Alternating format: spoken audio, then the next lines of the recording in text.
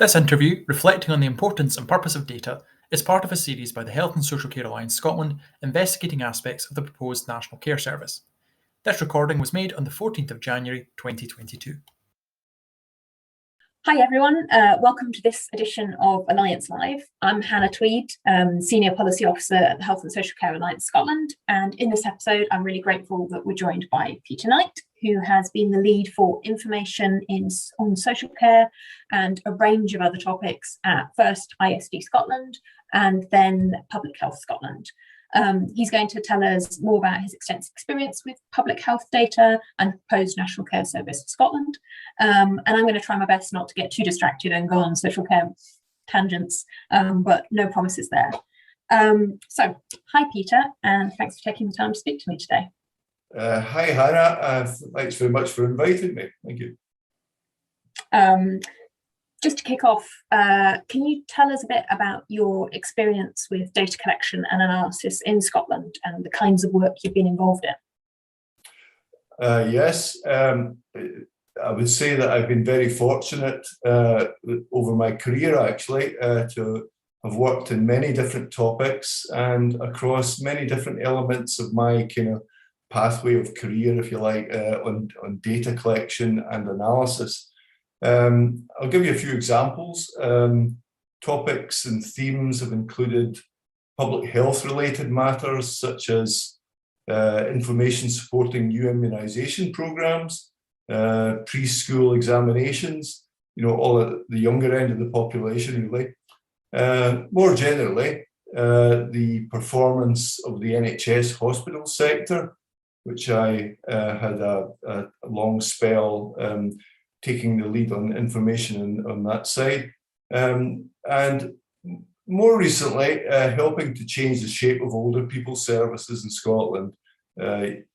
Information as a support to enable that to happen and as a catalyst really for encouraging that to happen. And then, as you've already said in the introduction, more recently, I focused on social care and primary care. Now, in terms of my role, it's covered the full span of data collection, really.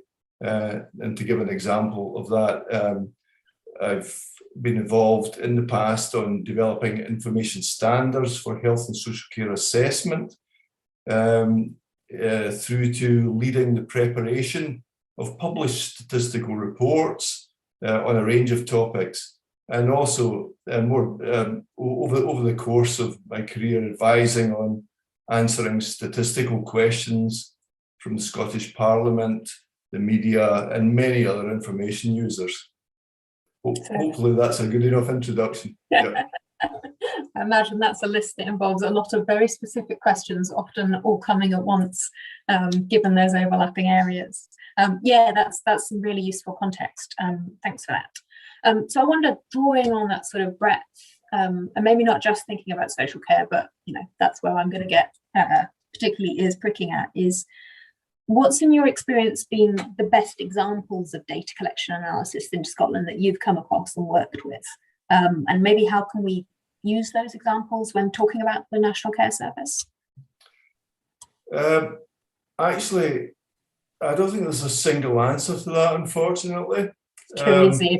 It'd be nice if there was, wouldn't it? Yeah, I would just remark the data collection takes different forms depending on circumstances. And, examples of that might include the ability to get agreement on what to collect, and also how easy it is to collect consistently over time, for example. Bear in mind that sometimes data collection can involve hundreds or even thousands of different people. So there's no single best example, if you know what I mean. So also the information systems that exist have to help rather than hinder the data collection. And that is not always the case. And sorting that out can take years. And I'm sure we'll touch on some of that later on in the conversation. Where there's a clear urgency, it's easier to focus minds to achieve more rapid progress. Really, I would say to answer your question, however, I'd like to give 4 examples to which I personally had involvement. and which I think were good examples, if you like. The first one is NHS waiting times. That feels like it's always been there, as a data collection and a set of analysis, but that's not actually the case. And I was fortunate to be in, if you like, early doors in creating systems with the NHS in order to monitor waiting times. And why I think that's a good example is because it really did make a difference. It really did make a difference on waiting times for the general public over many decades. The second example, on a completely different tack, really, would be the information on drugs misuse in Scotland. And the reason I picked that out is because it was quite a difficult area to collect data. The success of that really lay in the ability to engage with drug workers at local level and to pull together data collection from a range of different sources, not just from the services themselves. And clearly that's still an important area, for data as well. I've mentioned already about the impact of the ageing population on older people's services and support. And I think that was a good example because I think the information was a catalyst in getting people to really focus on the need to make changes, over the last decade. And those changes are still with us and will probably need to continue to happen. And more recently, perhaps my fourth example is a more integrated approach to social care data and the analysis of social care, where we brought together social care with hospital care, with other healthcare data to look on a more integrated approach to the whole issue of care, really. So these are my examples. I apologise, it's not just one. Sorry. Nah, that's all right. I was chancing my arm asking for just one. Chase the golden uniform. Yeah, that's some really interesting sort of reflections of different types of data collection and challenges. I wonder, just for folk who might be less familiar with it, if you could give a bit of an unpacking of what you mean by the sort of more integrated hospital admissions and social care data. What does that mean in practice in terms of why that data matters and what that is? It matters because, perhaps a little bit of history. Until about 2016, the social care data that was collected in Scotland was collected largely as a snapshot in time and was used for statistical purposes alone. And some of those data were collected for a single week in the year, for example, the home care at the end of the year. What we now collect, and why I'll tell you why that's important in a moment. What we now collect is, if you like, is continuous collection of about individuals who are receiving social care, whether it's home care, people in care homes, people receiving telecare, and so on.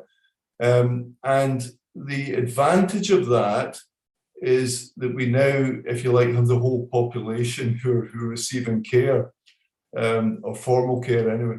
And we can use our linkage processes that exist at national level to join up those records to hospital records and to other information. A&E inpatient data for the most common ones that we join up with. And that allows us then really to get a much more holistic view about people who are receiving social care and vice versa. And allows us then to begin to understand the benefits of social care in the round, and also begin to look at certain forms of outcome measurement, where social care is involved in some way. So it's a much richer data set, I would say, than the old previous data that we collected until 2016. I hope that kind of gives a flavour for why, you know, we're now in a better place, if you like. Yeah, no, that's a really useful unpacking. I'm conscious that I may have sort of immersed myself in some of the experimental stats publications around social care data, but I need to not assume knowledge. So that was a really useful unpacking. Yeah, I guess in some ways you've answered what was going to be my next question, which is what do you think is working well in our current systems of data collection and analysis? But I wonder if there's anything else that you want to sort of outline in response to that. I think well, one of the things I said earlier about the linkage, I think that's, if you like, the Scottish model. So what we've developed in Scotland for health and care now is where we are gathering information. We're essentially taking copies of characteristics of individual people who are receiving services. That information is recorded locally. So we're taking a copy to national level under very strict safeguarded conditions, of course. And we're able to use these processes that we've developed over decades to link the data. And that's a very Scottish model. It is used elsewhere in the UK and internationally, but Scotland was, if you like, one of the leading countries to adopt that approach. And that allows for a much wider range of ability to use information well, to connect up information that would really be very difficult to do by any other means. If you collect data just at aggregate level, if you like, then there's very little you can actually do with it.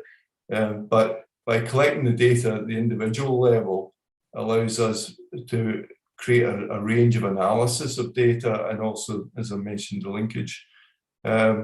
So that's what I think is working really well in terms of data collection in general in Scotland. Yeah, no, and I think there's some really interesting work there that's led to in terms of informing policy. So yeah, I guess the flip side of that question is, what do you think needs to change? What haven't we got quite right yet, either for capacity reasons or just because systems are in a different way at the moment? And thinking particularly about that question in light of the challenges and opportunities inherent in the National Care Service. Yeah, I think it's helpful to focus on the National Care Service. As I said earlier, that context is important when we're thinking about changing data. We already have information about social care, but we need to think now about what the National Care Service will require. You know, what information, what additional information, what different information will be needed in that new context, and how different it might look from the current approach. And the context really is partly to do with what will the National Care Service look like. That's really the context. So what will it be intended to do that we're not currently doing, if you like, and that's way beyond the information question, if you like. There are some elements that we can make assumptions on which help us to think about what the information needs might be. An example is clearly that a National Care Service should be national. So then what does that mean from an information point of view? Examples might be that we would want to ensure that data is collected consistently across Scotland. We do try that at the moment, but that would have to be an absolutely essential piece of the jigsaw, if you like. And that would allow us then to ensure that differences in care, whether geographically or place-based, we're able to make those transparent and take a view, if you like, whether that variation, if a variation exists, is actually desirable or undesirable, and try and do something about it. So that's one element where we're going to have to, if you like, sharpen up the information that we collect to achieve that consistency. another element, I suppose, is that if we want to model options, then we will need different types of analysis in the future. And because the National Care Services, I'm guessing, is going to take a number of years to bed in and plan for what it, what its goals will be and so on. And I think that information is going to play a part in that. So the way we use information, even the information we've currently got, will need to change. Yeah, and I'll not open the can of worms that is quants versus mixed methods versus qualitative, because I feel like that would be unfair at this stage. But yeah, I think there's real challenges there ahead. So that's some interesting reflections. I guess thinking in light of those, what asking the right questions, which is sort of one of the core, I think, there of your answer, what information is needed for new systems. How effective do you think our current systems are around enabling intersectional analysis? And I'm thinking particularly in terms of protected characteristics and people's access to social care, but also things like differences between children and young people or older people's access to social care, or how we collect data on ethnicity, or all of that kind of stuff. And where does that sit within this sort of process of change and revision and asking the right questions? Yeah, I would say that our systems are good in parts. An example would be, because we're collecting, as I was saying, we're collecting a lot of information at individual person level. As a result of that, we can analyse really any of the characteristics that are part of that national data set. And age and sex, for example, are commonly analysed. I mean, they're almost like an automatic set of analysis that we would do. I would say, though, that other characteristics, although we might agree they are important, and they are often more difficult to collect, or to collect them well. And that means sometimes that some of these, if you, the way you've described it, intersectional analysis, can be difficult, or at least partial at best. Now that can be changed, but it actually needs to start at the front line of recording, at the coalface, so to speak. And if information is not well recorded, then the weakness of that works its way right through the whole process up to what we can do with the analysis side of it. So in theory then, in terms of disaggregation of analysis, we can also analyse to very small geographies, for example, at locality level. Although a lot of our information we publish is at Scotland level, we can analyse it at local level. There are constraints in that, in that we clearly don't want to unintentionally identify anyone through a statistical analysis, and you'll be aware of that issue. I think that would actually be disastrous, and every effort is taken to avoid that in those people who are carrying out analysis. It's worth mentioning that we have the community profiles are published by Public Health Scotland in the ScotFo publication, and that kind of shows some of what can be done, particularly at local level, the disaggregated level down to locality information. I think that's where we're going to have, I think there's going to be a greater demand for that type of information in the future. Can you just give a gloss of what ScotFo is, if that's possible? Yeah, ScotFo is it's a publication, so it's on the web. It's a compilation of multiple analysis of importance that allows you to look at community profiles on a range of topics. And it's not just health and social care, so there's a wide range of different topics in it.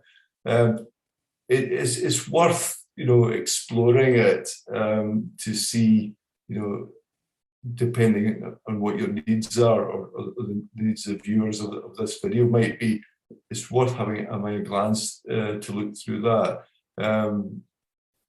Wide range of information there, and it's updated quite regularly. So it's a good source of information, as is the Public Health Scotland website generally, by the way. So there's also, in the Public Health Scotland website, information gets published under national statistics often. And in addition, there are other sources of information. The National Records Office publish information on deaths and population data and so on. So there's a wide range of sources really, on the web for people who want at least the basic information, if you like, on health and care and wider. Start wading into all things stats, be warned, may come with continued exposure. I've pulled this up on my second screen. That's www.scotfopho.org.uk if anyone is interested. I don't have the other ones referenced for the National Records of Scotland or PHS, but that's what Google's for. Yeah, thank you. That's really useful. Thanks, Peter. To acknowledge the sort of contemporary context, hence the video call in which we're operating, could you reflect a bit on what challenges and learning points that COVID-19 has brought in terms of what and how we collect data, particularly social care data in Scotland, and sort of reflect on that? I think one of the most important things to say by way of introduction is that COVID-19 has actually shown to us all the importance of good data. It's brought data right into the people's living rooms, if you like, and it has raised questions about how easy it is to interpret data and interpret it with integrity, if you like. But it has also demonstrated that data can provide intelligence and understanding about what's going on. The speed at which some of the data collected as a result of COVID is quite staggering. And I think it's a tribute to everybody who's been involved in it. The challenges were also pretty apparent as well. I'm going to focus on social care to say that the challenges in social care have been particularly problematic, and that's partly due to the limits of the established systems for recording data in social care. An example of that has been care homes. There were virtually no national systems or any systems really in care homes before COVID. We've had the success of the Safety Huddle tool, which has been widely implemented in care homes and has been a remarkable success, really. Albeit clearly its care home staff have to populate the information on the Safety Huddle tool, but the design of the Safety Huddle tool was such that it was intended to provide information back to the care home as well on how the issues that were the care home themselves were facing as well. So that kind of a virtuous loop really of information was an important learning point, I would have said. And in terms of care at home, we realise now and have done for the last 6 months or so about the growing problem of frontline staffing and the availability of staffing. But we've been seriously hindered by inconsistency of data available that would allow us to really understand how big that problem was and what the impact on individuals who are receiving support at home. With partnerships, though, at national level working together, we've now established a way of at least getting some pretty basic information, but it has required a great deal of it's been challenging, let's say, and has required a great deal of effort by everyone involved. Watch this space for the same sorts of challenges in Absolutely. Getting a wide variety of different frontline systems to line up with each other. I think that's a really interesting reflection on this. I think the speed of the huddle is an interesting one, particularly in terms of the importance of feedback loops, because I think that's often not part of the discussion, and actually it strikes a chord with all sorts of other things, including transparency and what sort of ownership different people have of their data, and all sorts of things I could tangent us on, which I shouldn't because of time. Absolutely. Yeah. What would be your key suggestions and recommendations for folk about Scotland's approach to social care data going forward, with all of this in mind, and how they maybe want to use that to have evidence-based policy in practice? Big question, no pressure. Yeah, I suppose by way of introduction, I'd say that it's worth recognising, as we've already discussed, that a lot of data already exists, not always easily accessible or as accessible as it might be. But certainly we should make an effort to continue to exploit these data as far as we can. They might not be perfect. There will be limitations.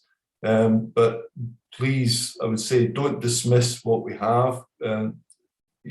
Each of those pieces of data has required a lot of effort by a number of different people.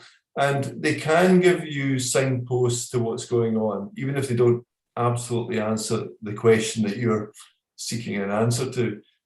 So I suppose the answer is find out what's available, use the internet as you've just done. And if that doesn't help, it is possible to ask. And I don't mean that flippantly. It's not always obvious that if you make contact with organisations that are responsible for data, whether it's your local health board or your local partnership, or even at national level with Public Health Scotland, then and ask what's available, because it might be that the information that you particularly require is already there, or can be produced. So what's not always clear is that the information that gets published is a selection of information that's available. So there could be almost an infinite different ways of analysing the same information that's held at national level, as an example. Gaps in the data do exist, but the problem is that they can really be remedied overnight, really. But we do need to identify what these gaps are. So, do flag them up, I would say, with the relevant organisations, and then, we can then plan to remedy that in the period ahead. But use the data that's there, use it to the best you can with integrity, and do ask, and you might find that there's other data there that would help you. I think there's a good shout there about asking questions of the relevant groups, because sometimes it can be easy to forget that. I know I've had very helpful answers from some of your colleagues when I've gone, I can't find this. Does it exist? And the answer is sometimes, and it's always nice when you get an answer back going, yes, here, have some data. Doesn't always happen. Don't want to imply that everything exists, but and is available. But yeah, no, that's helpful. And I think also particularly at the moment with the National Care Services, the course of the parliamentary term, this is a good time to be flagging data gaps. Because this is a matter of years before we're going to see full implementation, and it takes years to collect and organise good data. So there's a sort of balancing act there, I think. I'm conscious I've been bombarding you with a lot of questions, so I wanted to sort of wrap up with something there was a little item we've been asking in quite a few of our Alliance lives. You can take it as seriously or as flippantly as you like, but what matters to you? Oh, wow. absolutely my family. What matters to me, right? Well, I grew up in Partick in Glasgow a long time ago. And I think that experience of growing up in Partick, as it could be in many places, has encouraged me to be motivated by a desire for a more equitable society, one that cares about people who are disadvantaged by their health or circumstances, often from birth, actually. And I think, oddly, for some people who know me, if you like, my way to advance that, because that is what matters, has been to use my, hopefully, talent that's lain in the more analytical brain that I've got, the analytical aspects of my life.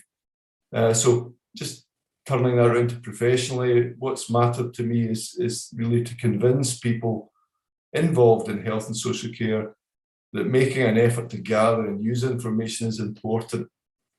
I've been a passionate advocate of the use of information. My argument is that it's important to them, it's important to the staff involved in health and social care, and it's also really important in the long run to the people that they support. Now, that's a bit long-winded, Hannah, but that really is what matters to me. Thank you. I think that's a great answer, not one to take lightly. Yeah, thank you very much for that, and for that final reflection. I think that's a real call to arms for the importance of why data actually matters. Yeah. Grand. Well, all I've got to sort of add to the end of this is to thank you very sincerely for your time and